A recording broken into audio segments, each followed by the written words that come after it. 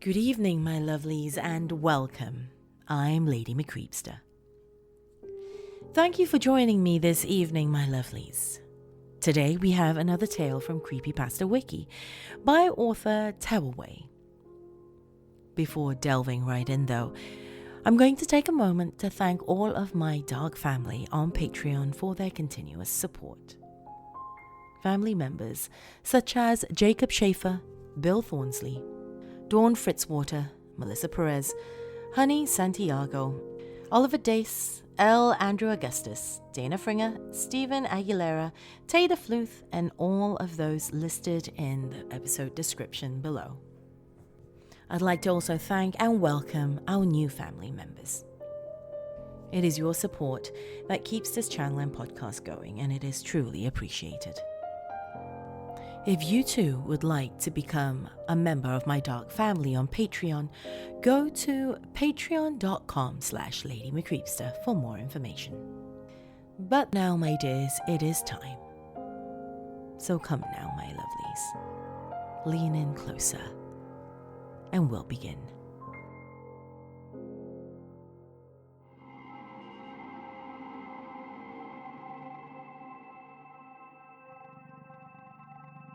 On his way home from school, a tacky little pamphlet neatly folded on the seat next to him catches the eye of AJ, a 21-year-old Toronto native. He has always had a curious mind. With his phone's internet cut off in the rat-run tunnels of the subway, he searched around for anything on the train that could distract him. Usually these little brochures open with something like, "The Lord forgives," or some other religious rambling. No matter, they all end with, "Give us money," AJ thinks to himself, facetiously. But this pamphlet is different. Strangely, he can't shake the feeling that fate brought it to him. As he flips it over and examines the whole of the pamphlet, he sees a small piece of green tape with his name, AJ, written on it in thick black Sharpie. A chill crawls down his spine. It's gotta be a coincidence, he thinks to himself. I feel like I need to check it out now, though. Welcome to the Better Thoughts Initiative. It reads like some cheap manual for a new employee. He figures it's not like he has anything better to do on his commute, so he sits down and further examines it. There are 3 pages folded into an accordion-style pamphlet. The back of the pamphlet has scenes of archetypal happy families and proud professionals from diverse backgrounds.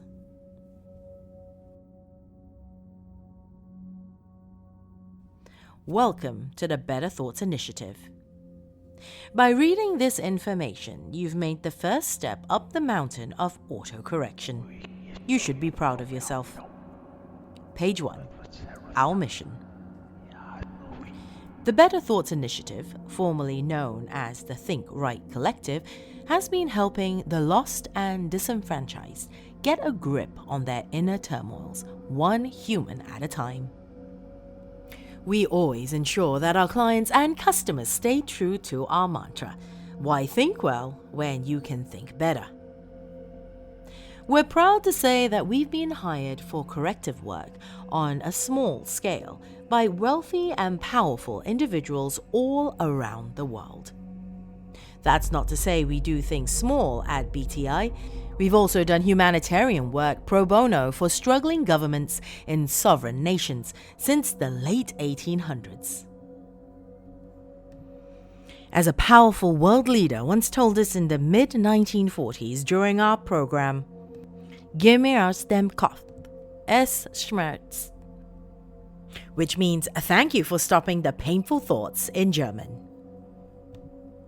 Our methods have evolved significantly since inception. Due to world conflict, we grow in staggering spikes, both in successful cases of thought rehabilitation and practice. We're currently not accepting applicants from low socioeconomic backgrounds. Sorry. Perhaps if you get your life in order, you can enable your children to one day be a part of our program. This is by far the weirdest piece of crap I've ever seen, AJ mutters to himself. It feels to him like some kind of Soviet-era indoctrination manual. Some kind of joke, perhaps? His curiosity eventually gets the better of him, and he feels compelled to continue reading. Page 2. Our methods. As Mahatma Gandhi famously said, change the world to be what you want to see. We at the initiative really take that to heart. What all started through the hubris of a young Eastern European man has evolved into the most powerful thought-shaping method currently known to humankind. Many people don't know, but the mind is essentially one big puzzle. Once you find out the appropriate algorithms and patterns, you can re-illustrate the big, beautiful image that the properly assembled puzzle holds. Our cure for your mental maladies is an easy and enjoyable 3-step process. Number 1.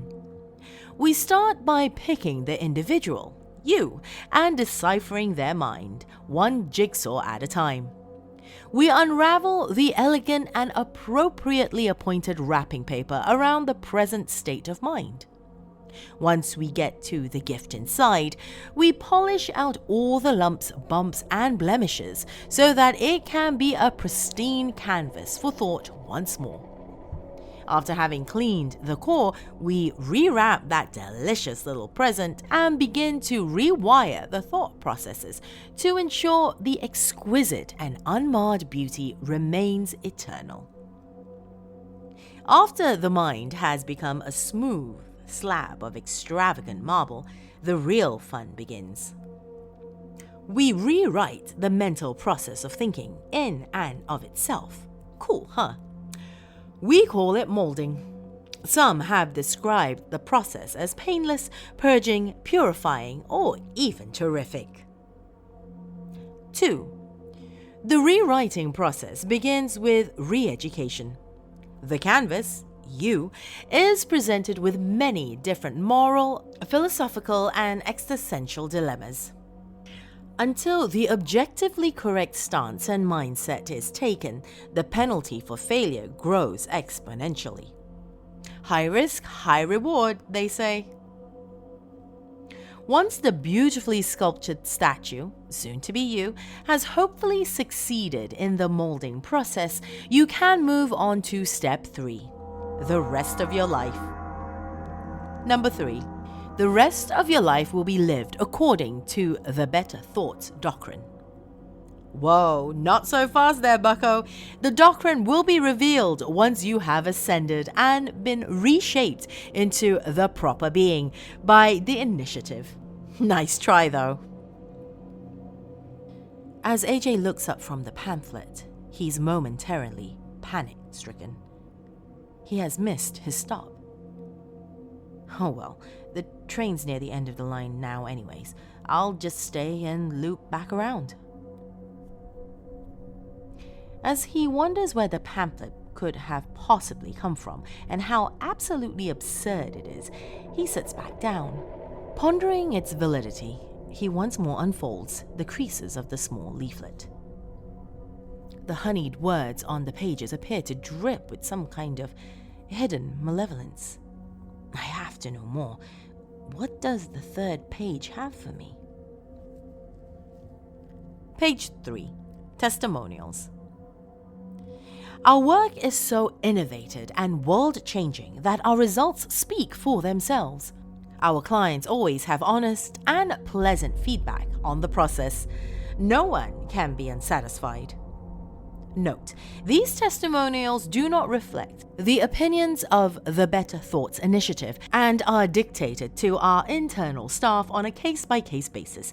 No 2 pamphlets will hold the same testimonials. David, 44, New York. My entire world was spinning out of control. I thought I knew what I wanted in life.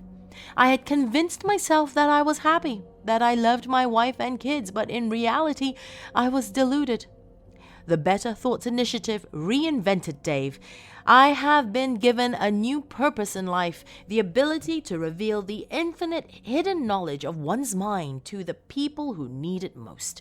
I can finally say that I'm proud of Dave and that he's no longer a despicable, broken shell of a cretin. I now serve a higher cause and help the initiative enlighten others too. Gabriella, 29, London.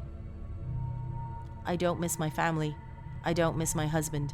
I worked so hard to build a life I have always wanted, but I swear I don't miss it anymore. Please, let it be over.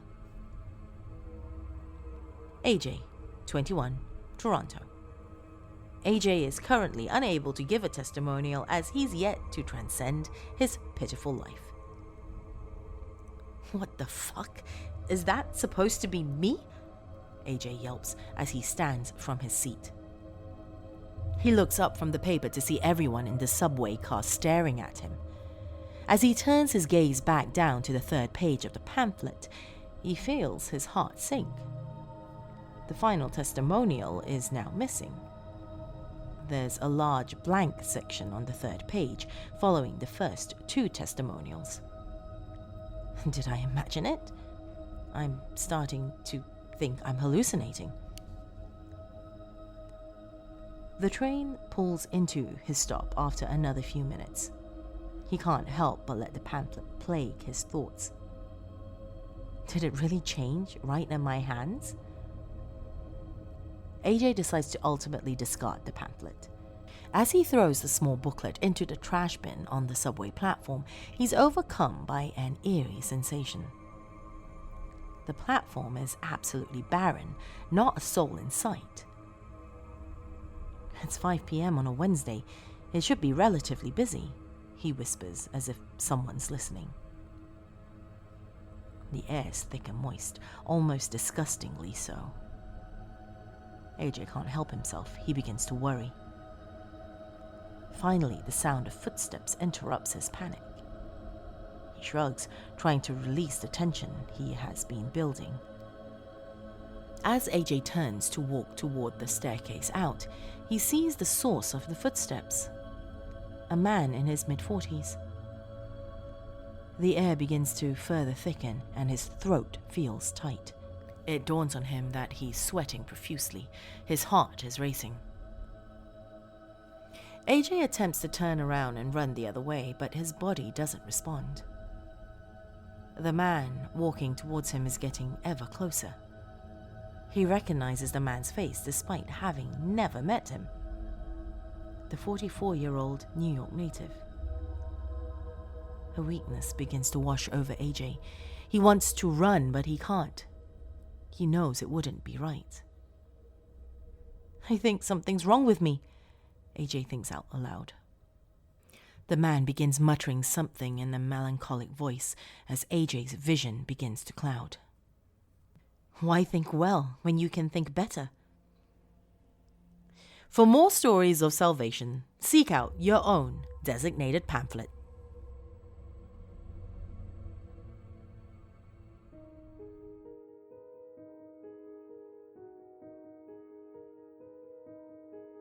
Thank you for joining me, my dears. If you've just stumbled upon my realm, welcome, my lovelies.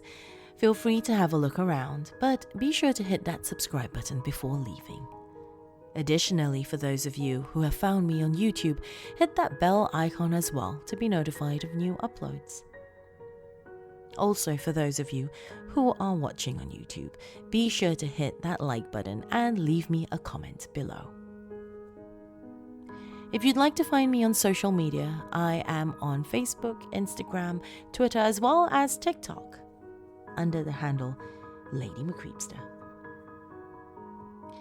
That is all the time we have this evening, my dears. Till next time, sweet dreams.